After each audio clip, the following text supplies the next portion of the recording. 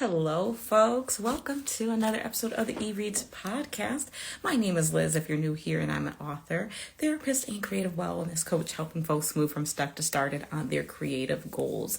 And today, I am excited to tell you and welcome a special guest. We have Ro Lamb here, who is a creative who works and does comic books. And we're going to talk about wellness, right? We're going to talk about how do you create art? How do you continue to pursue entrepreneurship when the world and life gets heavy? And so please join the conversation and add your questions to the comments. Before I bring up Ro, good morning, just brief announcements. So if you're interested in sponsoring an episode of the E-Reads podcast, please use the link below. And during the next recording, your product, your launch, your business, we will shout that out. I think that's it. I don't think I have anything upcoming. Please check out the books. There are some short stories being released in February and in March. And that's all I have. And so, Ro.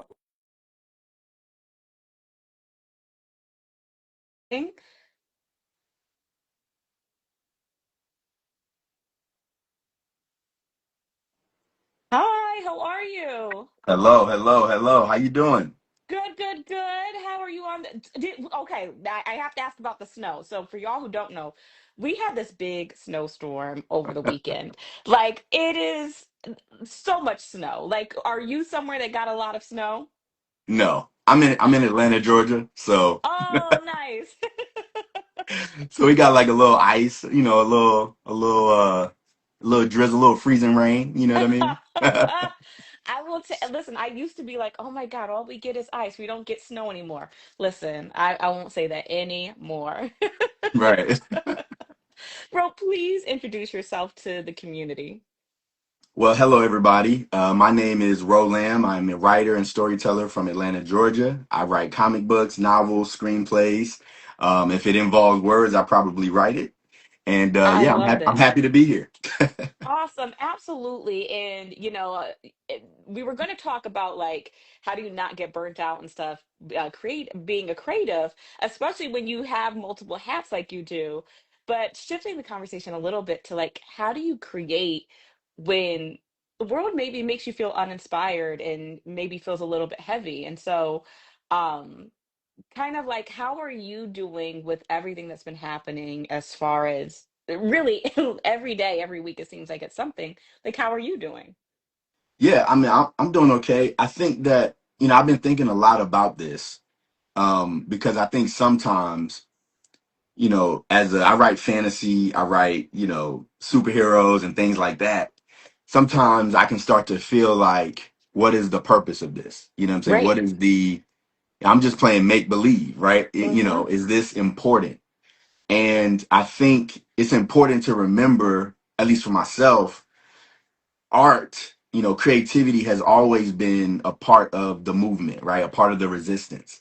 And so when you think of people like James Baldwin, or you think of people like Toni Morrison, or you think of Octavia Butler, these were people who were writing in dire times, right? They were creating, Mm-hmm. they were, making poetry and writing essays and telling their stories. And there's something powerful, I think, about not just the escapism part, but also the way that messages can be conveyed through, fiction, you know what I'm saying, through our imagination, right? There's so many issues that you can tackle in ways that are sneaky, you know what I'm saying, where it's like you don't realize that I'm tackling this, but I am tackling it through the metaphor and the symbolism and all those type of things. And so that's what I think about as a part of my creative process. It's this may feel unrelated, but it's absolutely connected to my soul, and it's connected to the joy and the hardship and just all the gamut of emotions that you feel in these moments can go in those stories. You know what I mean? 1000%. And I love that. And that's what makes me excited about art and creativity and storytelling because absolutely. that framing of during that time, right? We didn't lose stories, especially by creatives of color and other marginalized community. Like they were still storytelling during all of that and weaving in sometimes like these beautiful images with really harsh things. Right. And so that we today can look back and say, wow, you navigated that. We can develop that empathy and that understanding. I think that is the amazing thing about, again, art and creativity. Like you said, like you're able to talk about things um in a way. Sometimes it's like, wait a minute, are they talking about this? And then it like it can reach people that maybe you can't with words because they're very Right. just turned off or don't have that framework. But I think you can really create empathy and understanding. And we also have like the scientific research to show this. Like reading is a way of developing empathy and understanding, to put yourself in someone else's shoes. Like it helps to build that muscle. So I really get excited about art from, again, that perspective. Yeah, yeah. And I also think too, for the writer, for the creator as well, we need that outlet. You know what I'm saying? I know for me sometimes I can't put Yes. into words what I'm feeling or what I'm thinking. And so sometimes, I'll start writing a poem or a story and not even know what it is Mm-hmm. until I get to the end, right? And so for both sides of it, the writer or the creator, because it's not just writing, but the Yep. creator and the receiver of the creation, you know what I'm saying? It can be beneficial for everybody involved, 1000%. Because like there are sometimes through writing or creating, I found the words to articulate what was going on. Like there's sometimes it's like there's just so much, and it's like, how do I put what I'm feeling into words? And by Right. creating stories, like, that's how I'm feeling, I'm better able to articulate it. Like writing and creativity is so healing. And Yeah. again, it helps not only you, but like through your healing, you're able to help someone else who, again, is feeling the same way, and maybe they don't have words, so they're not sharing or posting, but like you give them voice to say like, this is what I was feeling, and can articulate it. Yeah, yeah, and I do want to know how you're navigating it as well. But I did want to throw this. I was listening to a podcast. I can't remember what the name of the podcast was, but they were talking about how sometimes writers can write something in their time and it not be for their time. They write Mm, something and nobody catches on to it. Nobody really, they're like, oh, whatever. And then after they're dead and gone, the next generation picks it up. And it's like, oh, this is so necessary for what we're going through. And so I think about that as well. It's like, if I mm, feel this story inside of me, if I feel something happening inside of me, I gotta make this happen. And even if once I make it happen and I put it out and people don't respond to it the way I think that they should, maybe mm-hmm. it's not for them, right? Maybe it's for two generations later, So I think that's also a part of the calculus for me as well. Oh, I'm going to touch on that, and then I will answer your question about how I'm handling it. But like, yeah, I think that's so powerful, especially if you have like creator's gift in a sense, creator's guilt, where you may be feeling like, oh, how can I tell this story about love or fantasy during this time? But like, Right, that story needs to come out for a reason, and it may not be for us. Maybe it is for people who have forgotten because they're so removed, and they right. get to see that like, I think that's so powerful and a great reason to keep creating. Yeah, absolutely. Yeah, and then, for me, kind of seeing the trajectory of where things were going. I said I had to be very protective around my mental health. So for those who don't know, I'm a therapist by day, and then I write and storytell. And so there's a lot of being faced with opposition, or being faced with hardship, I'll say, or, just trauma. And I started writing from a place of self-care. Like during the pandemic, Mhm. um, I was talking with a friend, and the question came up of like, was your current self-care enough? And at the time, it wasn't. It was just kind of like being in that space, pouring out, and again, just being in that space of hardship. Go to sleep, do the bare minimum, and start again. And so writing was like a sense of freedom. It was a sense of like making sure I was okay, and a sense of like, just again, like, are you okay to continue to do the work? And so I try and be really protective of that space, for the emotional. And then on the practical side, this is how I support myself, Mhm. and as well as, again, the therapy. And so trying to balance that, trying to know like, okay, the mortgage is still due, the light bill Mhm. is still due, so I got to keep going. And so trying to balance that out by taking care of the physical way that this time impacts myself as well as the practical. So I try and just kind of do what I can, and knowing that as I'm able to care for myself, I can care for others. But if I'm not okay, then everything falls. Yeah, yeah, yeah. That's totally relatable. I totally feel that. Right. And like I'm curious as well, like, I see things all the time about like how do you continue to like market your business? How do you continue to create art during this time? And, you know, my thoughts are like, again, like mortgages still due, light bills still due, all these things. And so doing that and also creating a space to speak truth about what is happening and to do that, to not be avoidant of that. But Yeah. I'm curious what you're seeing in your creative communities. Like, how do you juggle both the necessity for income and wanting to change humanity, essentially? Yeah, to me, in a lot of ways, that's a craft question because I Mm. think that for me at least, when I'm writing my stories, I do take into account what my theme is. I take into account what not necessarily what I'm trying to say, but what is the question that this work is asking. And Ooh. so with that, for me, when I'm selling my books or Yeah. I'm at a con or I'm pitching myself, I'm not just pitching, hey, check out this cool story I wrote. I mean, yeah, I think it's a cool story, but also I'm pitching a real life, truth or universal, or at least what I believe to be a universal, principle. You know what I'm saying? And so, like, for example, if we talk about like my book Scarlet Ranger, it's a story about a young man who inherits the title of Scarlet Ranger from his grandfather. The story picks up when his grandfather's greatest enemy breaks out of prison, and so we follow this young man as he's learning how to protect his family, protect the city, but ultimately protect the legacy that his grandfather left for him. Right. So, Mm. so that sounds like to me, it sounds like a cool story. But what it's really about is how do you honor the traditions that came before you, but Yeah. also be your own self and blaze your own trail, right? So Mm. to me, when I'm selling this book, I'm not just selling the superheroes of it because I need money. I'm not saying that that's a problem. I'm saying though, for me, I'm thinking about it from the standpoint of this book might actually help you, right?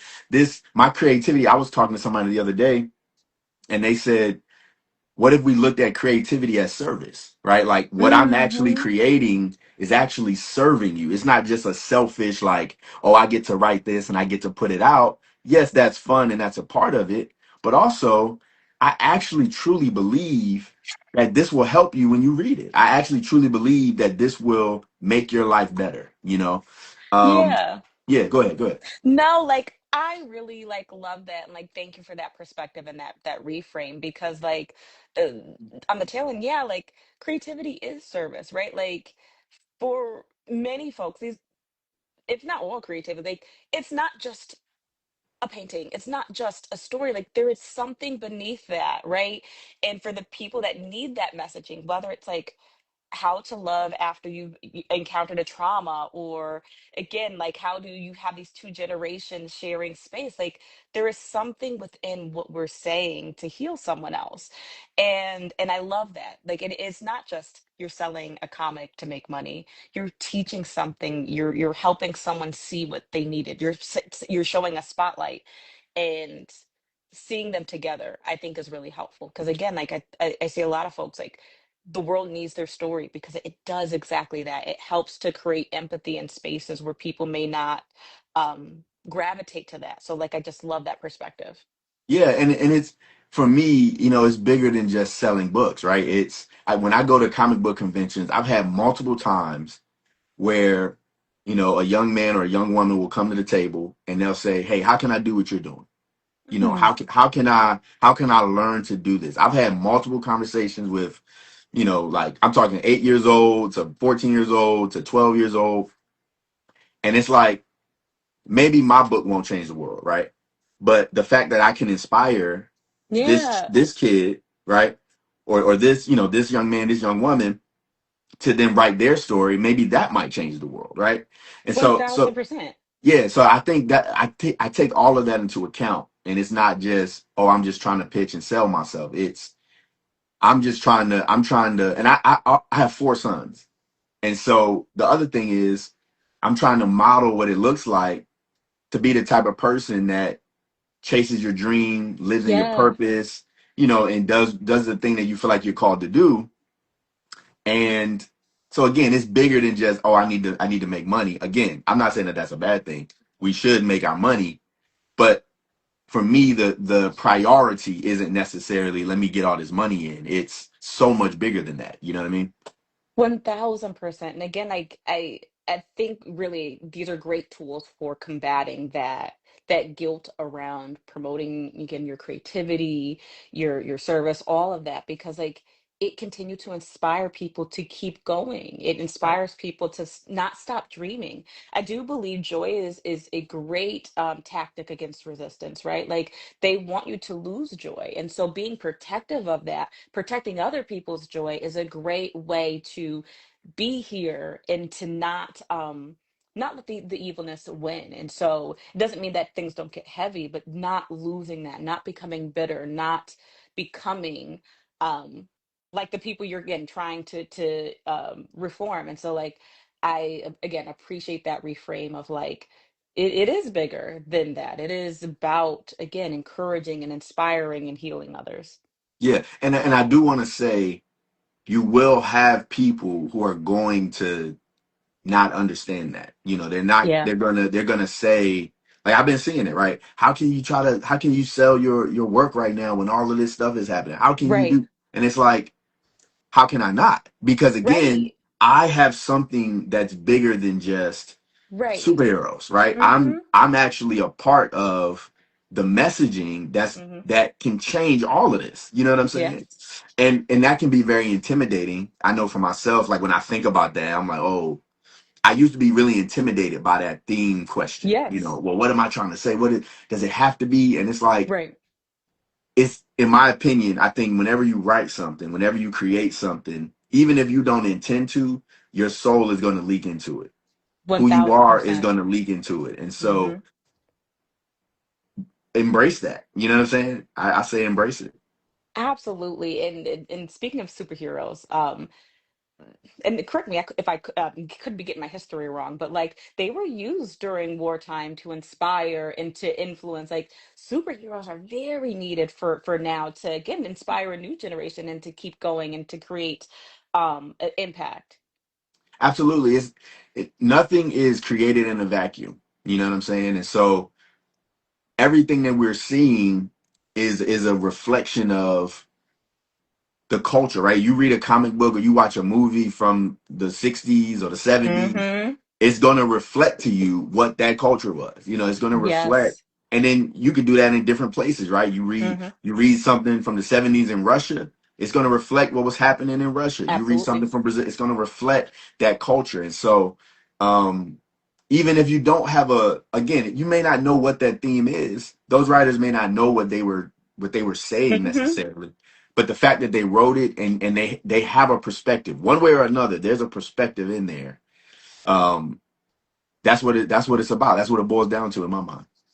Yeah, especially like when you think about how history and things are being rewritten or removed or all of these things to see from that creative, right? This untainted thing, right? Of like, this is a piece of what was, it's a time capsule essentially, right? It's like Right. we're all depositing things in a time capsule of what is happening. Exactly. And I think that is, especially now, again, when we're seeing the erasure of things, it's so important to have those moments. Right, absolutely, I agree for sure. Absolutely. And tell us a little bit about your creative journey. Like, did you always know you were going to go into storytelling and comics and in that vein, or did you fall upon it? Like, what was that journey like? Yeah, so I could read when I was 3 years old. Like my mom tells stories about me like reading the newspaper when I was like three. So like I could read like when I was really young. And so I've just always gravitated to words and reading Mm-hmm. and stories. I mean, when I was a kid, I used to sit and just read the encyclopedia. Like that was the type of person I was. And I tell people I've been writing for as long as I can remember. And my mom, I said that to my mom or around my mom one time, and she told me about this story that I wrote. So I mean, I don't remember writing the story. It was about like a rich cracker that was trying to like get across the road. The rich cracker gets across the road and then falls in a puddle. It was like like this crazy story. Um, but I've just been writing and creating stories for forever. Like it's just something that I've loved to do. And I had a lot of stops and starts, like working on a novel. I would Mm-hmm. start a novel, then I would stop, then I would start another novel, and I would stop. And then I came across, I was reading comic books and enjoying that. And then I realized, like, wait, oh, people write these. Like, people don't just draw these. Like, there's actually writers behind this. So then I was like, maybe I should write a comic book, just because I knew I wanted to be a novelist. That was my first dream. But I was like, I could do 24 pages. Like, you know what I'm saying? Like, I could write like a comic book. I could do that. Mm-hmm. And so then I just shifted to writing comic books. And so that was sort of my trajectory. I've always, whenever I've encountered, I remember I was at a basketball game and I was sitting next to a guy, he's a little older than me, and he was writing in a notebook. And I said, bro, what are you doing? And he's like, I'm just writing poetry. I'm like, you're writing poetry? I said, hold on, let me try that. So I started writing poetry. So whenever I encounter like writing or words, I'm like, maybe I could do that. You know what I'm Yeah. saying? So yeah, I love that. And it's a great reminder of like what is in you and it has yeah, to come out. Like imagine the anxiety and things that would happen if you didn't allow that to come out, if you didn't allow yourself to be. I think that is such a great lesson of like explore the parts of you that are trying to grow. Like that's a yeah, great inspiration. yeah. And I think the thing about that too is I feel like sometimes we mistake like that feeling of that fear or like that anxiety around it. We mistake that for, oh, that means I shouldn't do it. Yes, And speak about that. sometimes that feeling means you just really, really care about it. Like you just really, really love it. And I think that's what I had to learn to do.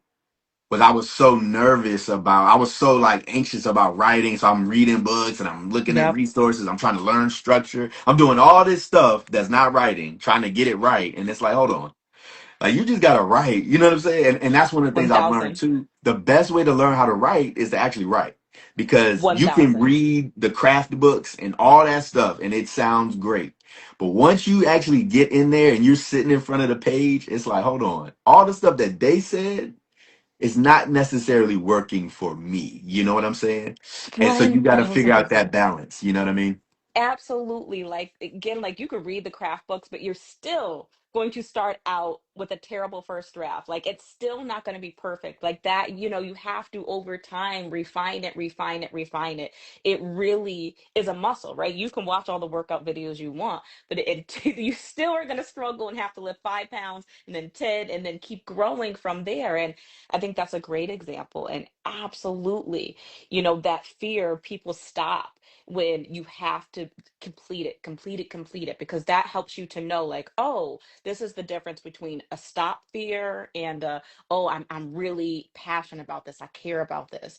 And Right. that only comes from that experiential learning. And so 1000%. And like, did you ever struggle with imposter syndrome? What was that journey like for you?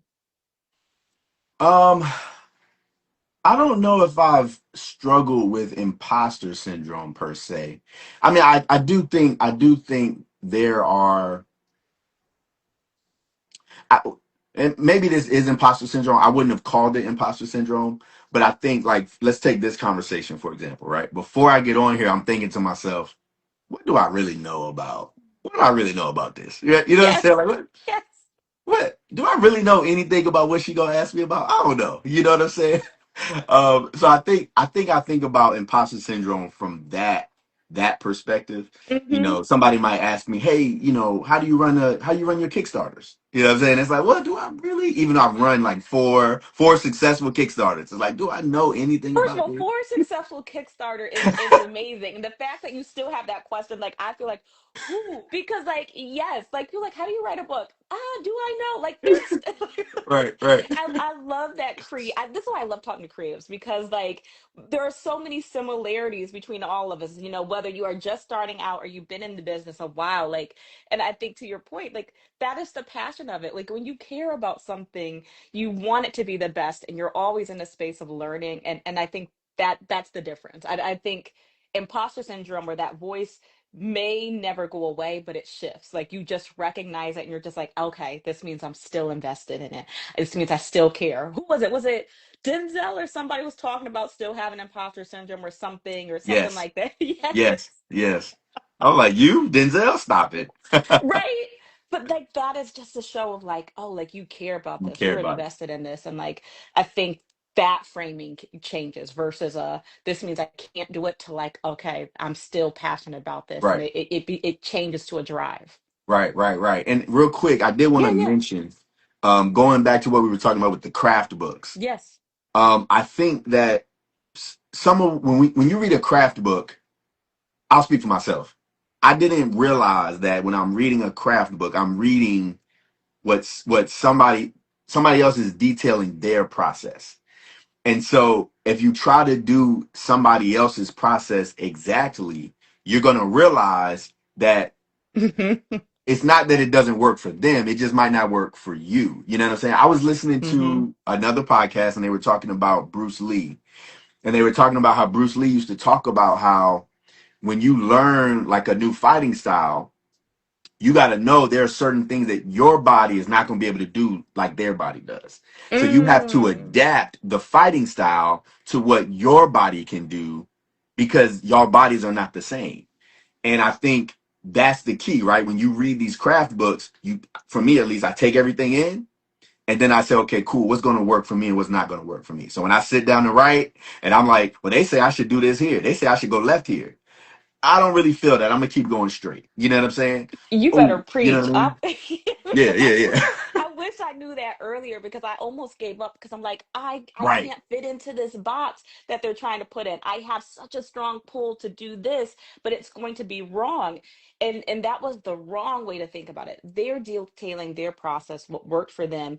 You got to take what resonates with you Yeah, and apply it. yeah. And that's for anything, whether it's business, on, you know, like all these things. Like be inspired by people's life, but you still have to make it your own because Absolutely. you know, and then that's gonna again, you're gonna inspire someone else and they're gonna take it and like that's how continued growth keeps happening.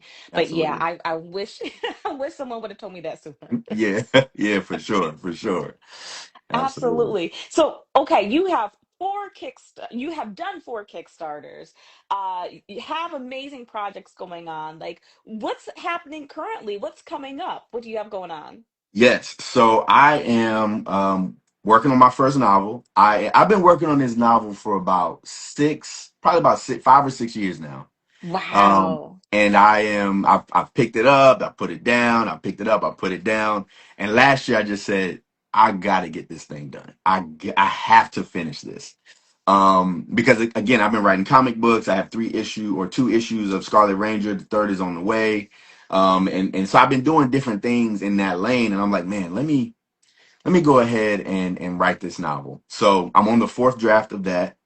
Um, and actually I just started. I've been trying to figure out how I want to like reintroduce and use my Patreon.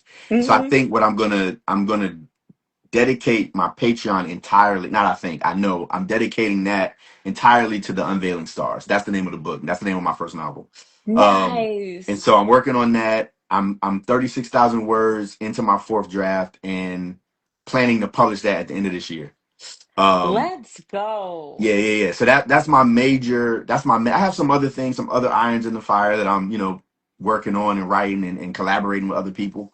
But that's my main thing that I'm really want to get done in 2026. So Awesome. And if folks, if you're like, I want to get into Patreon, please check out the episode show notes. That's going to have all the information and where to find Rolam.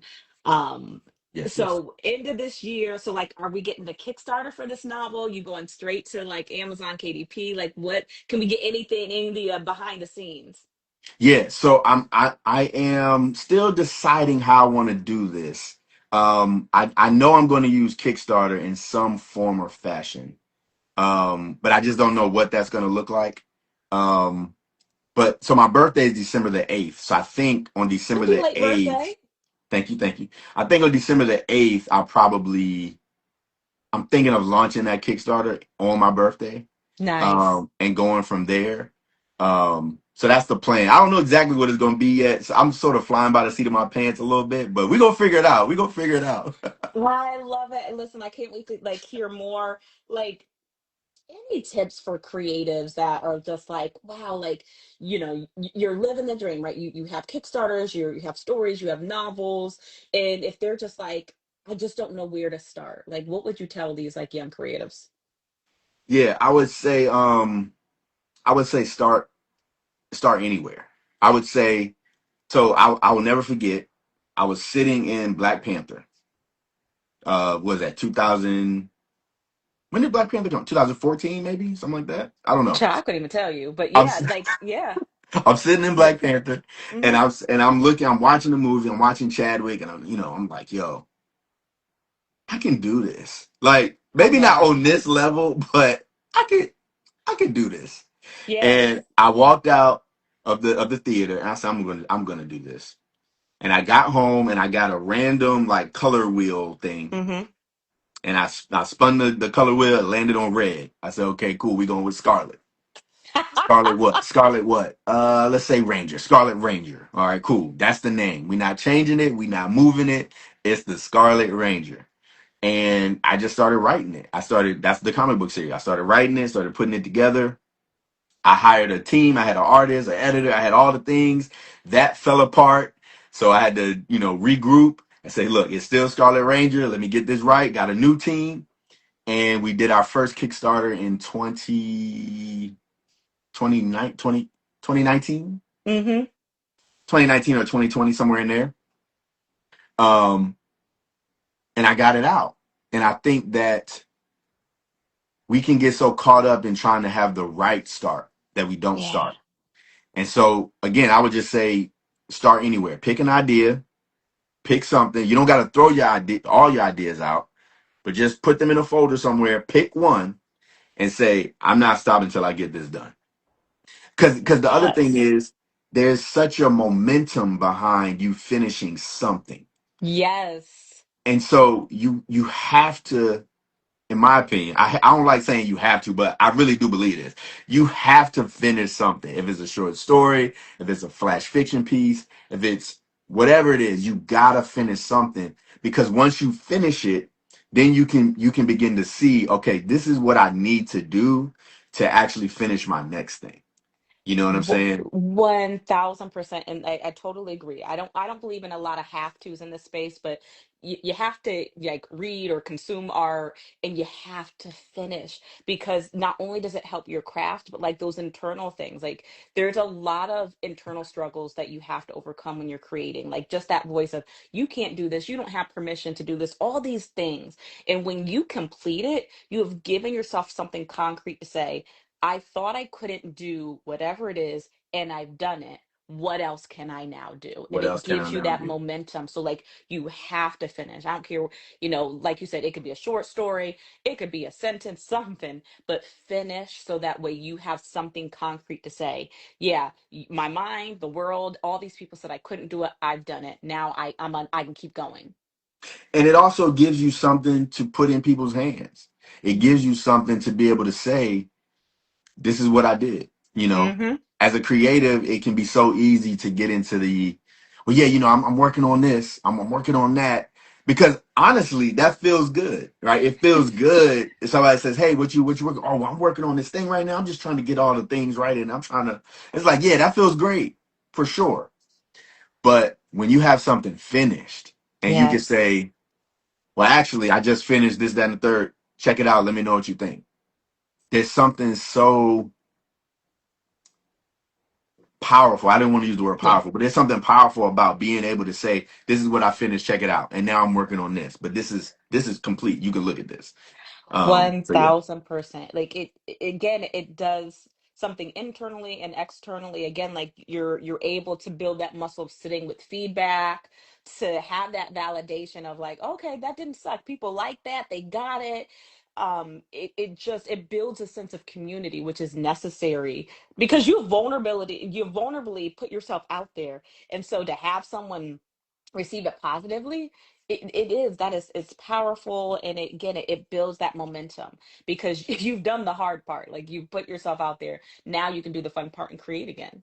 Yeah. And that's the other piece too that I want to add to what I said, Mm-hmm. because I do think starting small is good too. So start Mm-hmm. anywhere, but also start small. Because what Mm-hmm. I left out of my story was that Scarlet Ranger was not the first comic book that I did. The first comic book that I did was it was a 10-page comic book, black and white, that I put on my website. That was the first thing that I did, and that artist that did that became the artist for Scarlet Ranger. But Mm. doing the 10 pages allowed me, one, again, it was cheaper than trying to do Mm-hmm. 24 pages. Two, it allowed me to see what my process would be. Mm-hmm. Three, it allowed me to show people, hey, this is what I did. Let me know what you think. It's a Mm-hmm. complete story in 10 pages. And it also gave me confidence that, oh yeah, I know I can do this. Like, cause people liked it. People, Mm-hmm. that was cool. What else you got? So then it was like, okay, cool. Let me do this next thing. So yeah, start small, start anywhere, start now. That's what I would say. Start small, start anywhere, start now.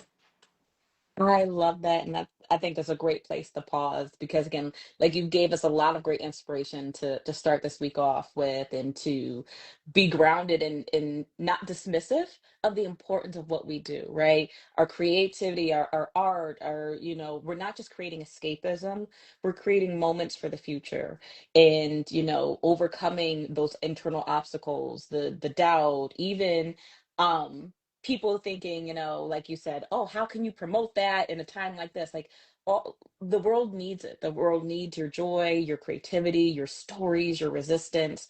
And storytelling is a great way to make big ripples when it feels like you're helpless. So thank you for sharing, your insights.